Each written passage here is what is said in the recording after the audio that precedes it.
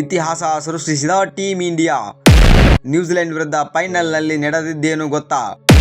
ವಿಶ್ವಕಪ್ ಇತಿಹಾಸದಲ್ಲೇ ಇಂತಹ ದಾಖಲೆಯನ್ನ ಯಾರೂ ಮಾಡಿಲ್ಲ. ಭಾರತದ ಅಬ್ಬರಕ್ಕೆ ಕಿವೀಸ್ ತತ್ತರ. ಸಂಜು ಸ್ಯಾಮ್ಸನ್ ಮತ್ತು ಬುಮ್ರಾ ಮ್ಯಾಜಿಕ್ 2026ರ ವಿಶ್ವಕಪ್ನ ಸಂಪೂರ್ಣ ಹೈಲೈಟ್ಸ್ ಇಲ್ಲಿದೆ. ಭಾರತ ತಂಡದ ಫೈನಲ್ನಲ್ಲಿನ 5 ಐತಿಹಾಸಿಕ ದಾಖಲೆಗಳು. ಸತತ 2 ಬಾರಿ ಟಿ20 ವಿಶ್ವಕಪ್ ಗೆದ್ದ ಮೊದಲ ತಂಡ ಭಾರತ ತಂಡ. ಸತತವಾಗಿ 2 ಬಾರಿ ಟಿ20 ವಿಶ್ವಕಪ್ ಅನ್ನು ಗೆದ್ದಂಥ ಏಕೈಕ ತಂಡವಾಗಿದೆ. ಬ್ಯಾಕ್ ಟು ಬ್ಯಾಕ್ ಟ್ರೋಫಿಯನ್ನು ವಿನ್ ಆದಂಥ ಟೀಮ್. ಇತಿಹಾಸದಲ್ಲೇ 3 ಬಾರಿ ಟ್ರೋಫಿಯನ್ನು ಗೆದ್ದಂಥ ಏಕೈಕ ತಂಡ ಎಂಬ ಹೆಗ್ಗಳಿಕೆಗೂ ಭಾರತ ತಂಡ ಪಾತ್ರವಾಗಿದೆ. 2026ರ ಟಿ20 ವಿಶ್ವಕಪ್ ಗೆದ್ದ ನಂತರ ಬ್ಯಾಟಿಂಗ್ನಲ್ಲಿ ಅಬ್ಬರಿಸಿದ team India. Sanju Samson 89 run ಸಿಡಿಸಿ ಸಂಜು ಸ್ಯಾಮ್ಸನ್ ಅವರು ಪ್ಲೇಯರ್ ಆಫ್ ದಿ ಮ್ಯಾಚ್ ಪ್ರಶಸ್ತಿಯನ್ನು ಕೂಡ ತೆಗೆದುಕೊಂಡರು. ಅಭಿಷೇಕ್ ಶರ್ಮಾ ಕೇವಲ 18 ಎಸೆತಗಳಲ್ಲಿ ತಮ್ಮ ಅರ್ಧಶತಕವನ್ನು ಕಂಪ್ಲೀಟ್ ಕೂಡ ಮಾಡಿದರು. ಇವರ ಜೊತೆಗೆ ಇಶಾನ್ ಕಿಶನ್ ಅವರು ಕೂಡ ಕೇವಲ 25 ಬಾಲ್ಗಳಲ್ಲಿ ತಮ್ಮ 54 ರನ್ನ ಪ್ರಮುಖ ಕೊಡುಗೆಯನ್ನು ನೀಡಿದರು. ಕೊನೆಯ ಓವರಿಗೆ ಬ್ಯಾಟಿಂಗ್ ಬಂದಂಥ ಶಿವಮ್ ದುಬೆ ಅಕ್ಷರಶಃ ರಾಕ್ಷಸನಾಗಿ ನಿಂತಿದ್ದರು. ಜಿಮ್ಮಿ ನಿಶಮ್ ಅವರ ಓವರ್ನಲ್ಲಿ ಶಿವಮ್ ದುಬೆ 3 ಬೌಂಡ್ರಿ 2 ಸಿಕ್ಸರ್ನ ಸಹಿತ 26 ರನ್ಗಳನ್ನು ಸಿಡಿಸಿ ದಾಖಲೆಯನ್ನು ಬರೆದಂಥ ಶಿವಮ್ ದುಬೆ ಅವರು. ಬೌಲಿಂಗ್ನಲ್ಲಿ ಅಬ್ಬರಿಸಿದ ಟೀಮ್ ಇಂಡಿಯಾ.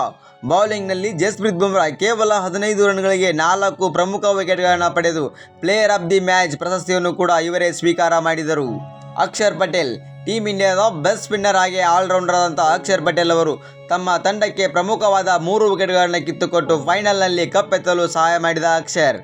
ಇಶಾನ್ ಕಿಶನ್ ಅವರು ತಮ್ಮ ಫೀಲ್ಡಿಂಗ್ಗೆ ಹೆಸರುವಾಸಿಯಾದಂಥವರು. ಇಶಾನ್ ಕಿಶನ್ ಟಿ20 ವರ್ಲ್ಡ್ ಕಪ್ನ ಫೈನಲ್ನ ಮ್ಯಾಚ್ನಲ್ಲಿ ಈತ ಹಿಡಿದಂಥ ಕ್ಯಾಚ್ಗಳು ಒಂದೊಂದು ಅದ್ಭುತ.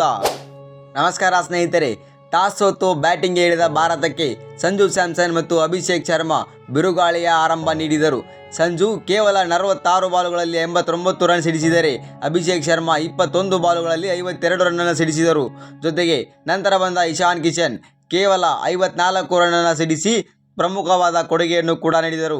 ಇದರಿಂದ ಭಾರತ ತಂಡ ನಿಗದಿತ 20 ಓವರ್ಗಳಲ್ಲಿ 255 ರನ್ಗಳ ಬೃಹತ್ ಮೊತ್ತವನ್ನು ಕಿವೀಸ್ ಮುಂದೆ ಇಟ್ಟಿತು. 256 ರನ್ಗಳ ಬೆನ್ನಟ್ಟಿದ ನ್ಯೂಜಿಲೆಂಡ್ ತಂಡಕ್ಕೆ ಜಸ್ಪ್ರೀತ್ ಬುಮ್ರಾ ಆರಂಭದಲ್ಲೇ ಶಾಕ್ ನೀಡಿದರು. ಬುಮ್ರಾ ಕೇವಲ 15 ರನ್ಗಳ ನೀಡಿ ಪ್ರಮುಖ 4 ವಿಕೆಟ್ಗಳನ್ನು ಪಡೆದರು. ಅಕ್ಷರ್ ಪಟೇಲ್ 3 ವಿಕೆಟ್ ಕಿತ್ತು ಕಿವೀಸ್ ಬೆನ್ನೆಲುಬನ್ನು ಮುರಿದರು.